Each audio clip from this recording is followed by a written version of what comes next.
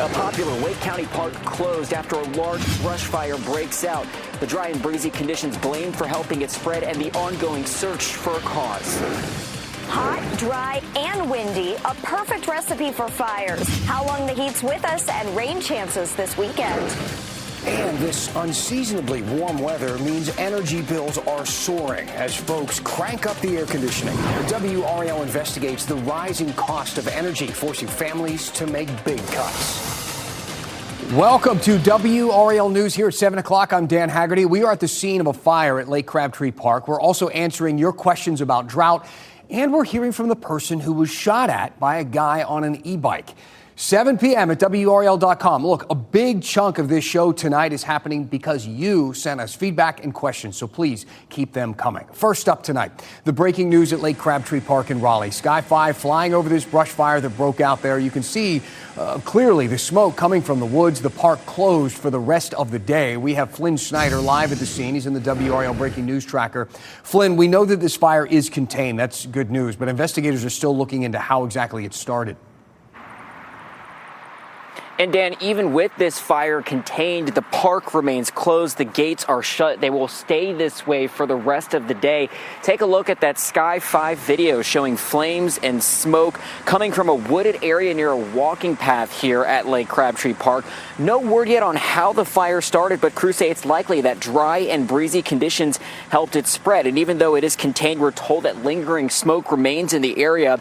The NC Forest Service is now taking the lead on keeping the fire contained. Interesting, we saw earlier crews using bulldozers to create dry lines and to tear up vegetation that would otherwise help this fire spread. The drought and fires like this are why officials have implemented a statewide burn ban. Fires can spread so easily in these drought conditions. As for the flames here, we're told that the plan right now is to reopen Lake Crabtree County Park at its normal time tomorrow morning.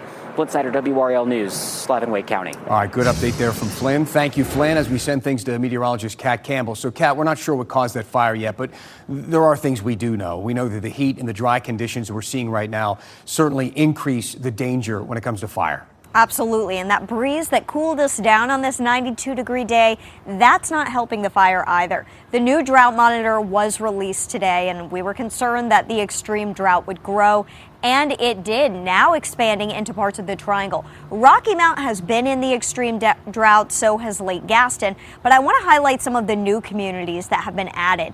Durham, North Raleigh, Morrisville, Wake Forest, a sliver of Rollsville, and North Cary. Also Oxford, Henderson, Carr Lake, all upgraded to an extreme drought, and the drought is likely to persist. Coming up shortly, I'll have a closer look at the drought outlook that goes through July 31st. I should mention our near record warmth.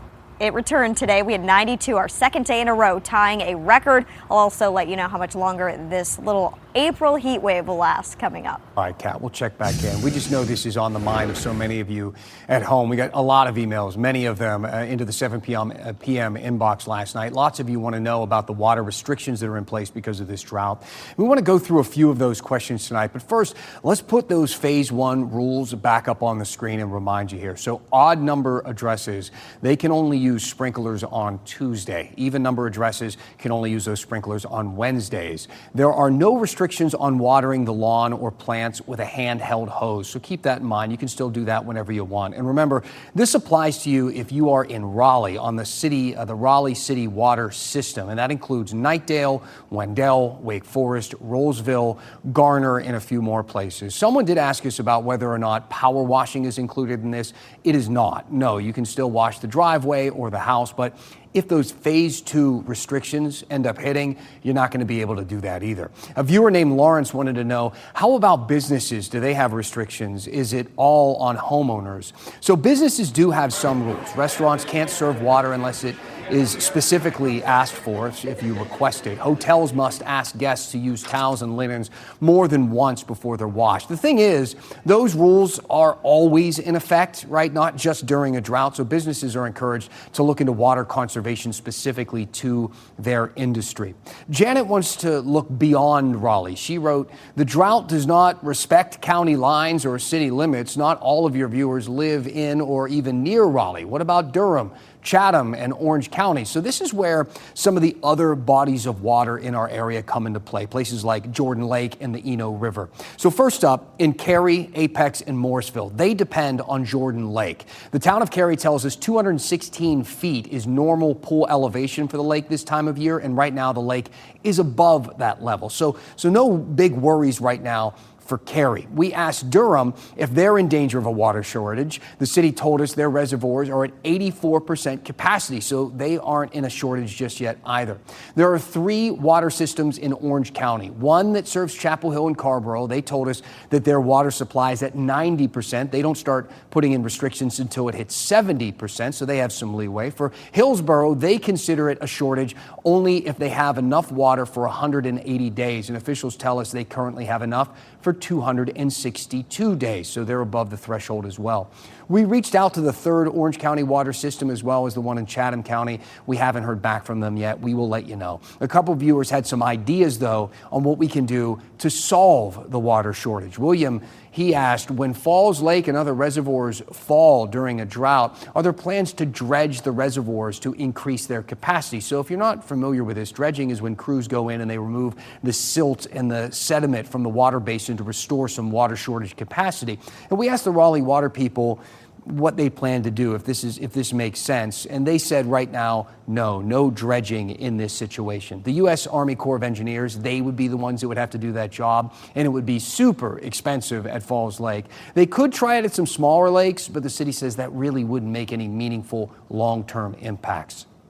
A viewer named Steve had a different idea. He wrote, perhaps the state should look into building water desalination plants near the coast. So those are those plants that remove the salt from the salt water, leaving you with drinkable water. And we already have some of those at the North Carolina coast. New Hanover, Dare, and Hyde counties, they have some small facilities that do this. But to be fair to Steve, I think he's thinking a little bit bigger, right? He's thinking about those desalination plants that they have in the Middle East, for instance. The plants out there produce billions of gallons of water every single day from this process. They're known to be drought proof, essentially. So why not build those plants here? Well, because, again, they are extremely expensive. There is a plant in San Diego, and it requires 35 megawatts of electricity to operate. That's enough power to power hundreds of homes, and it's a pretty hefty power bill. And the plant only does about 50 million gallons of water a day. And I know that sounds like a lot, but it's really only enough to supply just 10% of the city out there. So did we cover this enough? Enough of your questions. We have some more that we'd like to get to. I'm hoping you learned something from all of the smart questions we got from the viewers at home. This drought is not ending anytime soon, and we've got plenty more to talk about when it comes to how to handle it, how to deal with it, and some of the responsibilities we have. So if you have more questions, if you want them answered, please let us know. Here's that email address, 7 p.m. at WRAL.com. Keep the questions coming. Send us your thoughts on the drought or any other issue you'd like to see covered in this newscast. Let's get now to a story that is happening right now here at 7 o'clock. So interestingly enough, we just heard from the person who was shot at on the road in Raleigh by a man riding an e-bike. Grace Holland is on top of this. She's in the live center with the latest. Grace. Dan, that suspect that has been charged in this case was an actor from the Hunger Games franchise. Just more interesting circumstances to this. Only on WRAL, reporter Carly Haynes talked to a person who was in that car. You see him right here. Elijah Fernandez says 3 people were in the car, including a 14-year-old. He says the e-bike rider turned a corner and started coming towards the car. Fernandez honked the horn, and the rider started following. That rider is identified by Raleigh police as Ethan Jamison. Fernandez says Jamison threw the bike in front of the truck, stepped back, and fired a gun. Take a listen. And so I'm like, oh, so he's trying to block the road off. He's going to throw something at my truck. And that's when we start to see him like kind of lifting his arms a little bit. So scary. Fernandez says he was surprised when he found out later that Jamison was an actor in the Hunger Games series. Jamison is being held without bond until his court date that is scheduled for April 30th. Glad everyone's okay. Thank you, Grace. Duke Energy wants to increase our power bills by 18% over the next 2 years. Now, while the State Utility Commission works through that request, we are learning more about how much money Duke's executives make and how difficult it can be for their customers to get help paying their bills. WRAL's Megan Cloherty has that story. No one wants to see their utility bill go up, but a family in Fuquay-Varina told us theirs has gone up by hundreds each month, and it's having them face some tough choices.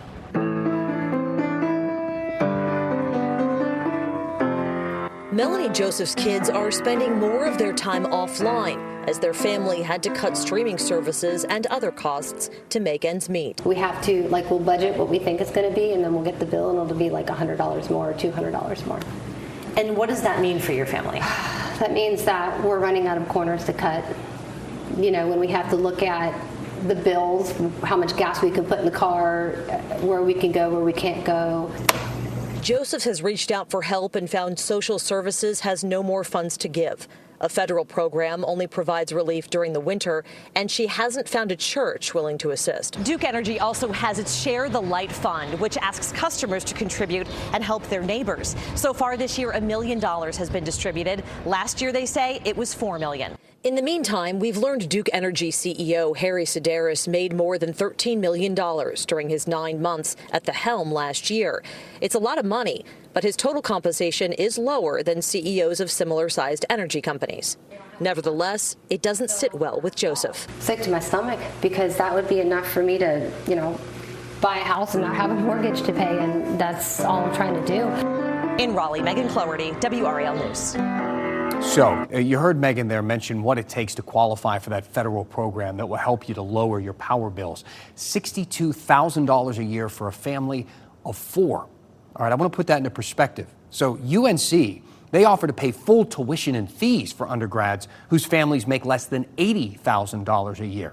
Last month, Notre Dame announced a similar program for tuition for families making less than $150,000. And it's not just universities. In Wake County, affordable housing assistance is available to a family of 4 making $104,000 a year. Salaries have changed and their impact on our lives. To get help turning the lights on in those homes, you have to make less than half of that. And I know for some of you, that is frustrating. I know you have comments and questions about all of it. So please, again, send those emails, 7 p.m. at WRAL.com. If you want to know more about Duke Energy, their request to increase your power bills, how this fits into the overall increase into the cost of living, tell us what's on your mind. And we'll talk about it here at 7 o'clock. So is this the year? Could it happen? Could the Canes win the Stanley Cup? It has been 20 years since the last time they won, and we've been to the playoffs 8 straight seasons, which means we also lost 8 straight times. So what is different this time around? We're going to ask Murph in Murph's Turf after the break.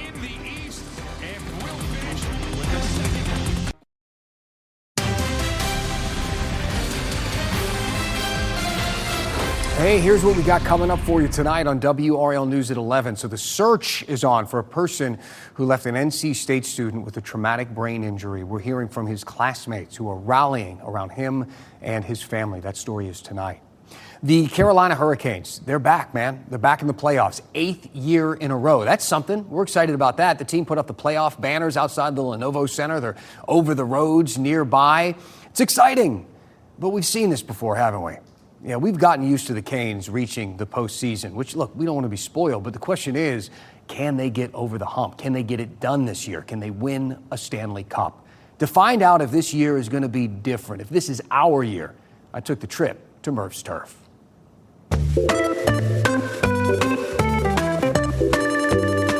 Murph, what's up, buddy?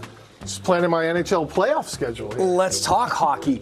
Canes look really good, but something inside of me is gearing up for disappointment.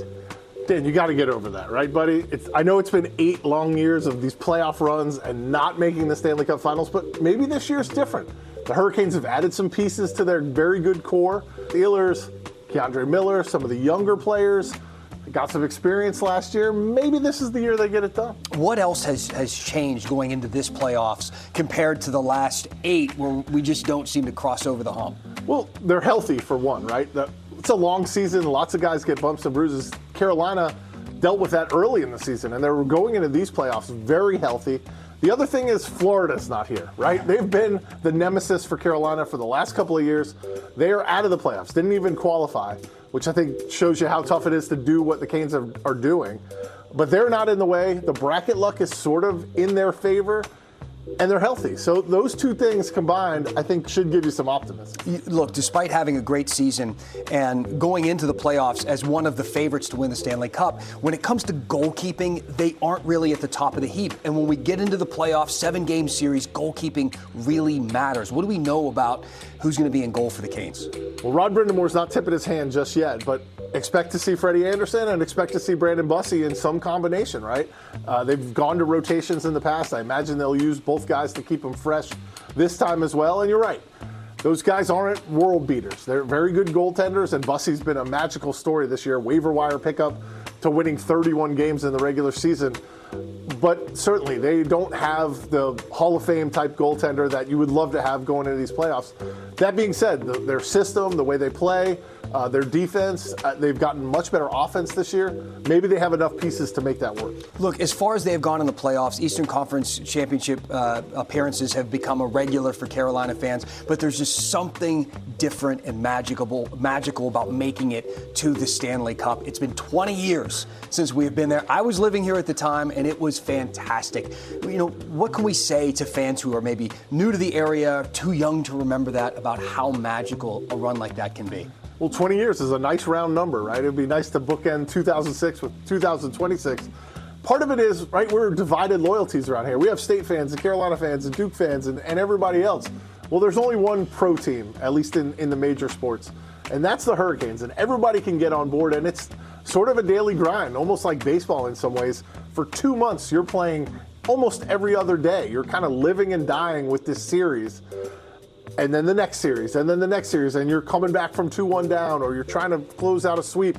You start to like live and breathe it every day, and I think it brings everybody together at its best. And there's lots of things wrong with pro sports, but at their best, they bring an entire community together. And I think if the Canes go on a long run, that's what we're going to see. Everyone bonding around it, and hopefully there's a parade at the end of June. Let's hope. Let's not jinx it, though. All right, thanks, Murph.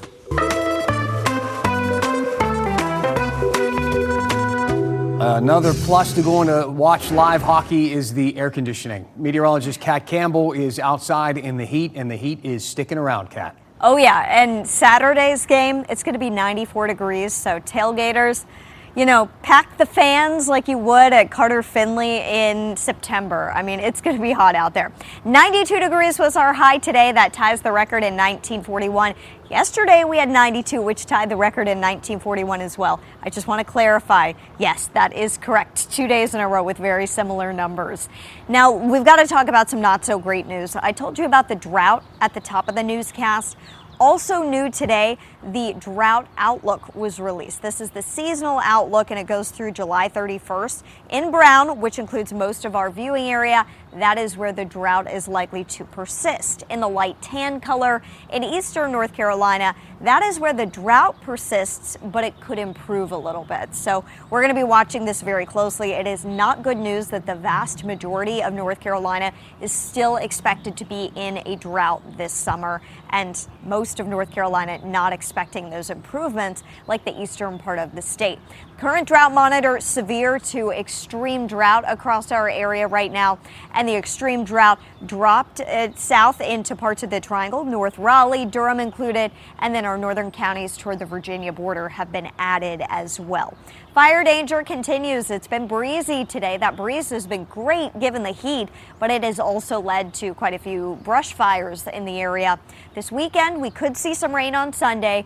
Rainfall totals are still probably going to be close to 1/10 of an inch, so not much at all. But let's talk about the timing. Now that high-resolution models are in, we get a better feel for the timing, especially between 4 and 8 p.m. That would be the best chance for rain.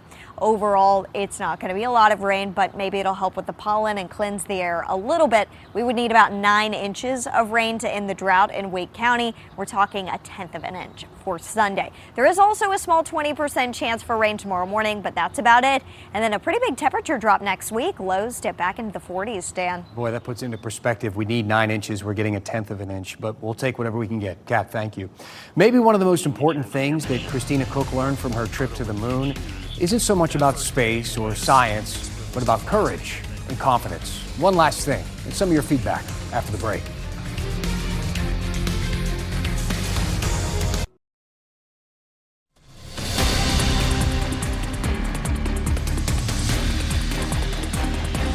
One last thing for you. Today we got to hear again from the astronauts who took a trip around the moon. The Artemis II crew, they were in Texas taking questions about their moon mission. And NC State grad Christina Cook, of course, was part of that panel. She shared some of what she learned and offered some advice for others. Do what scares you. Path of least resistance isn't usually the path that will give the most back to the world and give you the most sense of courage and confidence. And finally, support those around you. The benefits that compound when you support those around you and they support you back are just immeasurable. Other crew members echoed her message of collaboration, saying it would have been impossible to go to space alone, that the simple message applies to all areas of life.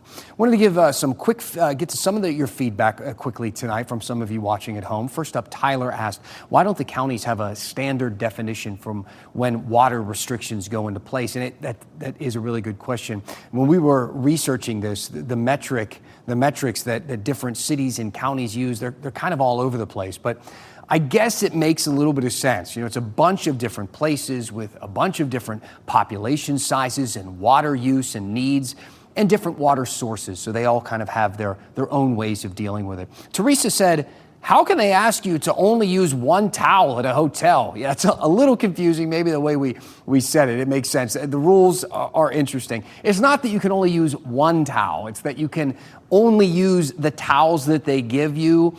They want you to use it more than once before they wash them. I'm sure you could make a special request if you want a fresh one. It's okay. 7 p.m. at WRAL.com. Thanks for watching tonight.